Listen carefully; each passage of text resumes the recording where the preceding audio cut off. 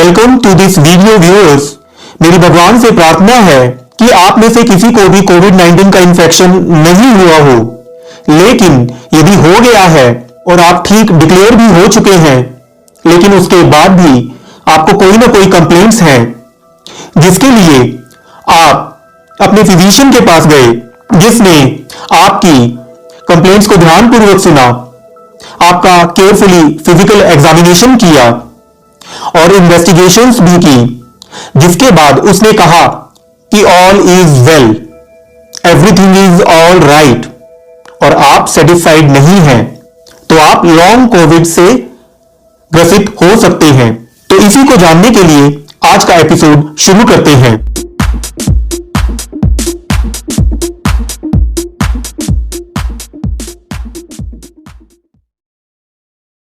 Anyone who got corona infection can have long COVID, even if जो शुरू में उसको इन्फेक्शन हुआ, कोरोना का इन्फेक्शन हुआ, वह माइल्ड था, मतलब सर्दी खांसी जुकाम हुआ, वह ठीक हो गया, तब भी उसको लॉन्ग कोविड हो सकता है। यह एक थ्योराइज्ड कंडीशन है, जिसमें की थ्योरी दी गई है कि यह एक लॉन्ग टर्म सिक्वेली है पोस्ट कोविड-19 इन्फेक्शन की। इसके बारे में बहुत सारी चीजें हमें पता नहीं है, जैसे कि इसकी डेफिनेशन नहीं पता है, इसके एग्जैक्ट नेचर ऑफ सिम्टम्स के बारे में नहीं पता है, क्योंकि ये मल्टी सिस्टम डिजीज है, इन मल्टी सिस्टम इन्फ्लेमेटरी डिजीज है, तो कोई भी सिम्टम हो सकता है इसके अंदर। इसके जो मैकेनिज्म है, कैसे यह होता है लॉन्ग कोविड, इसका बिल्कुल भी नहीं पता है। कोई फिक्स्ड डायग्नोस्टिक क्राइटेरिया नहीं है। स्टडीज जो की हैं उसमें यह नहीं पता है कि कितने टाइम के लिए स्टडी करनी है, मतलब 1 महीने के बाद के सिम्टम्स को देखना है, 15 दिन के बाद के सिम्टम्स को देखना है, 3 महीने के बाद के सिम्टम्स को देखना है, 6 महीने के बाद के सिम्टम्स को देखना है। तो इसको एक इडियोपैथिक कंडीशन कंसीडर किया जाता है। इडियोपैथिक मतलब जिसका कारण, जिसका कॉज हमें नहीं पता है। जो लॉन्ग कोविड है, यह एक पेशेंट क्रिएटेड टर्म है। फर्स्ट टाइम एलाइजा परिगो, एक आर्कियोलॉजिस्ट थी ब्रिटिश कॉलेज ऑफ लंदन में, उसने हैशटैग यूज किया था ट्विटर पर। इसको हुआ यह कि एलाइजा परिगो को कोविड-19 हुआ, उसके बाद उसे कंप्लेंट्स ठीक होने के बाद भी रही, जिसके लिए फिजिशियंस ने उन्हें बोला नहीं सब कुछ ठीक है, और अपनी फ्रस्ट्रेशन जाहिर करने के लिए, लोगों से शेयर करने के लिए उसने इस लॉन्ग कोविड वर्ड को यूज किया।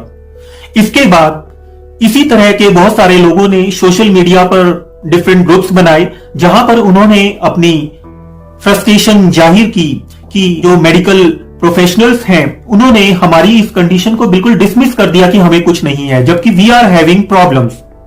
इस चीज को हेल्थ इंस्टीट्यूट्स ने, हेल्थ फ्रेटर्निटी ने, गवर्नमेंट ने नोटिस किया, और उसके बाद में एक मेजर इनिशिएटिव लिया यूके गवर्नमेंट ने to identify causes and ultimately the means of prevention and treatment. और इसी को ध्यान में रखकर यूके गवर्नमेंट ने सबसे पहले एक क्रिएट किया कोविड-19 प्रोजेक्ट, जो कि डाटा गैदर करता न्यूरोलॉजिकल सिम्टम्स पर। National institute of health and care excellence, जो कि नाइस हुआ, यह एक यूके का इंस्टीट्यूट है जो कि गाइडलाइंस बनाता है डिफरेंट डिजीजेस के लिए, उसने इसको इस तरीके से डिफाइन किया कि कोविड-19 इन्फेक्शन होने के बाद जो पहला महीना है उसमें जितने भी सिम्टम है, उस कंडीशन को हम कहेंगे एक्यूट कोविड-19, और 1 महीने के बाद के जो सिम्टम्स होंगे उसको हम लॉन्ग कोविड कहेंगे। इस लॉन्ग कोविड जो पीरियड को बोला 1 महीने के बाद का, इसको भी 2 पार्ट्स में इन्होंने डिवाइड कर दिया, 2 पीरियड्स में डिवाइड कर दिया। पहला पीरियड 1 से 3 महीने तक का, जिसे इन्होंने कहा ऑनगोइंग सिम्टोमेटिक कोविड-19। 3 महीने के बाद के टाइम पीरियड को इन्होंने कहा पोस्ट कोविड-19 सिंड्रोम, जो कि किसी भी अल्टरनेटिव डायग्नोसिस से एक्सप्लेन नहीं होता है, मतलब अल्टरनेटिव डायग्नोसिस को रूल आउट कर दिया गया है।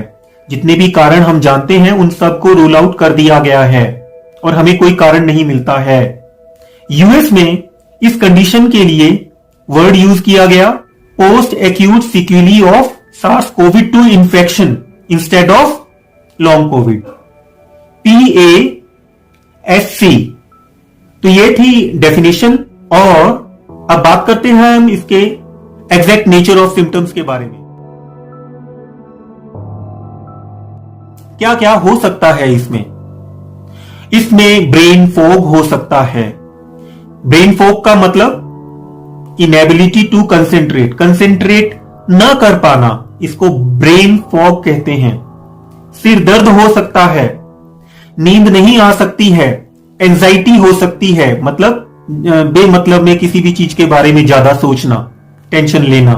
नींद की प्रॉब्लम हो सकती है, मेमोरी लैप्सेस हो सकते हैं, mental health problems like depression, mood swings हो सकते हैं, इंटरमिटेंट फीवर हो सकता है, एक्सट्रीम फैटीग, बहुत ज्यादा थकान हो सकती है, कानों में घंटियां सी बजना जिसको हम मेडिकल भाषा में टिनाइटिस कहते हैं, वह हो सकता है, टेस्ट का लॉस हो सकता है, स्मेल का लॉस हो सकता है, या फिर जो स्मेल की पावर है वो अल्टर्ड हो गई, मतलब पहले जो स्मेल्स आती थी वो कुछ अजीब सी कुछ और ही स्मेल्स आपको आने लग जाएंगी। दांतों में, मसूड़ों में, थूक में, इनमें चेंजेस आ जाएंगे।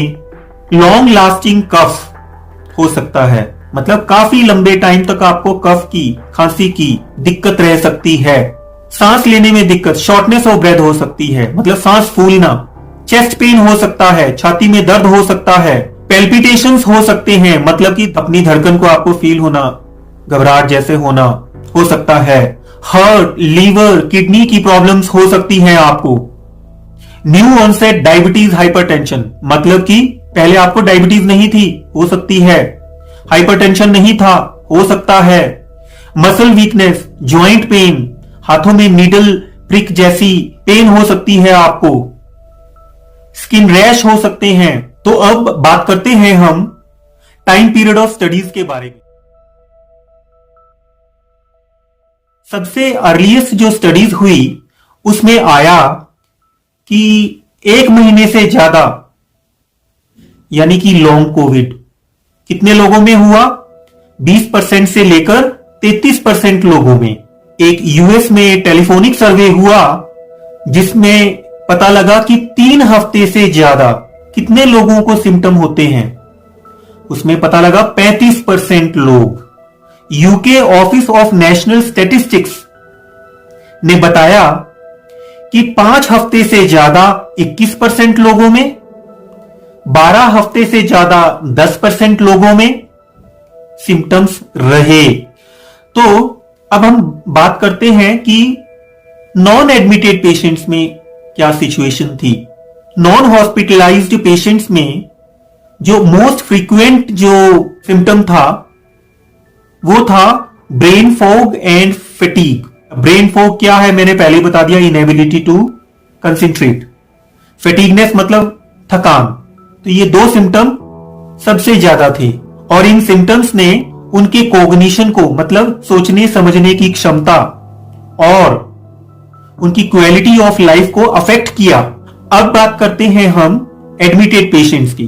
तो वुहान में 1733 पेशेंट्स की एक स्टडी हुई। उसने 6 डिस्चार्ज होने के 6 महीने के बाद में क्या क्या सिम्टम्स आए उसके बारे में बात की।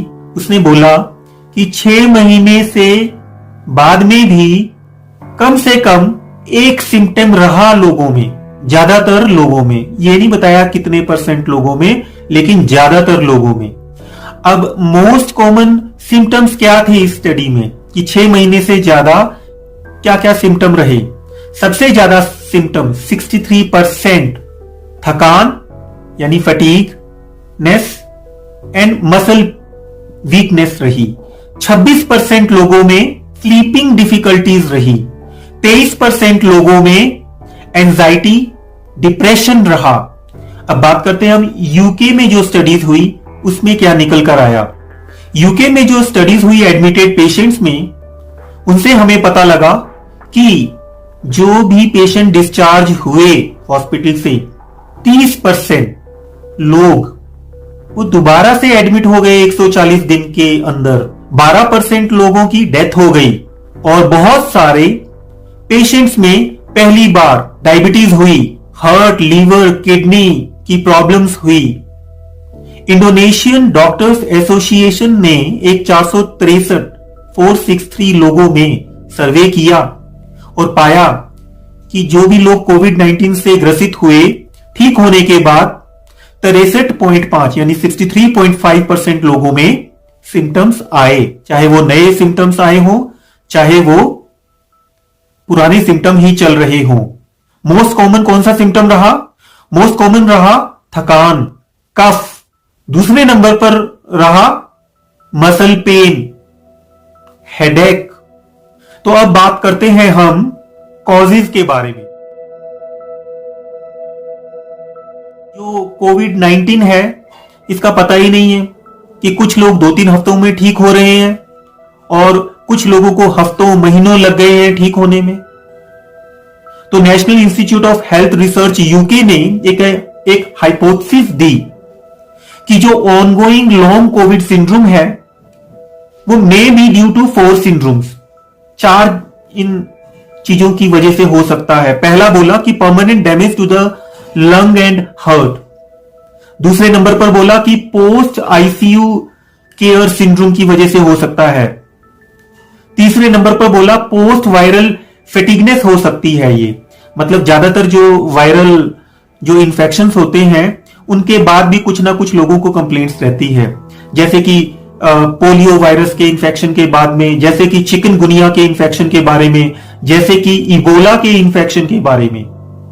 इसे हम बोलते हैं पोस्ट वायरल फेटिगनेस। तो ये लॉन्ग कोविड है, शायद ये पोस्ट वायरल फेटिगनेस है शायद। इसका दूसरा नाम है क्रोनिक फटीग सिंड्रोम। एक और नाम से बोलते हैं इसको माइल्जिक एंसिफेलोमाइलाइटिस। चौथा कारण बताया कि कंटिन्यूड कोविड-19 सिम्टम्स हैं। ये जो पहले वाले सिम्टम्स थे वही चले हुए हैं, उसी का ही पार्ट है, उसी पैथोलॉजी का पार्ट है। इसके बाद भी उन्होंने कुछ अदर कंडीशंस के बारे में बताया जो शायद which might cause these new और ऑनगोइंग सिम्टम्स। क्या क्या है वो सबसे पहले इन्होंने बोला कि आपकी इम्यूनिटी शायद इनइफेक्टिव थी या डाउन थी, कि वो पूरी तरह से वायरस को न्यूट्रलाइज नहीं कर पाई, जिसकी वजह से आपकी जो कोरोना इन्फेक्शन से रिलेटेड कंप्लेंट्स हैं वो लंबे टाइम तक चली, क्योंकि जो कोरोना वायरस था वो आपके बॉडी में रहा, क्योंकि आपकी इम्यूनिटी ने उसको पूरी तरह से खत्म नहीं किया, इसलिए ये लंबा खिंच गया। या फिर ये हो सकता है कि जो आपकी जो इम्यूनिटी है वे बहुत ही स्ट्रांगली रिएक्ट करे, जिसकी वजह से ज्यादा इन्फ्लेमेशन हो, और जिसकी वजह से जो डैमेज हुआ है बॉडी में इन्फ्लेमेशन की वजह से, उसकी वजह से ये सिम्टम्स लंबे टाइम तक खींच गए हैं, मतलब लॉन्ग कोविड हो गया है। एक और कारण इन्होंने बोला कि शायद इस वजह से भी हो सकता है, क्या, री इन्फेक्शन विद अदर स्ट्रेन। मतलब एक स्ट्रेन से हुआ आपको इन्फेक्शन, अब सेम से तो दोबारा इन्फेक्शन इतनी जल्दी नहीं हो सकता क्योंकि बॉडी में इम्यूनिटी आ जाती है, तो हो सकता है कि दूसरा स्ट्रेन जो है उसने आपको इन्फेक्शन कर दिया है ठीक होने के बाद, इसलिए आपके जो कंप्लेंट्स हैं ये लंबी खींच रही हैं। ये भी हो सकता है कि फिजिकल डीकंडीशनिंग हो गई है आपकी, मतलब जब आप बीमार हुए तो आपने चलना फिरना छोड़ दिया, आप बेड रिडन हो गए, जिसकी वजह से आपकी एक्सरसाइज कैपेसिटी कम हो गई या बॉडी की कैपेसिटी कम हो गई, जिसकी वजह से ये सिम्टम्स हैं। या फिर जैसे कि एक सदमा लग जाता है कि मुझे कोविड हो गया, उसके बाद दिमागी हालत ऐसी हो जाती है, शायद उस वजह से हुआ, जिसे हम पोस्ट ट्रॉमेटिक सिंड्रोम कहते हैं। शायद ये वह सिंड्रोम है, पोस्ट ट्रॉमेटिक सिंड्रोम, जो कि आपके कंप्लेंट्स को लंबा खींच रहा है। ये जो लॉन्ग कोविड है ये मोटे मोटे तौर पर पोस्ट वायरल जो इलनेस होती हैं, सिंड्रोम्स होते हैं, जैसे कि चिकनगुनिया, इबोला, पोलियो, उनके बाद जो होता है उसके टाइप की है। तो अब बात करते हैं हम रिस्क फैक्टर्स के बारे में।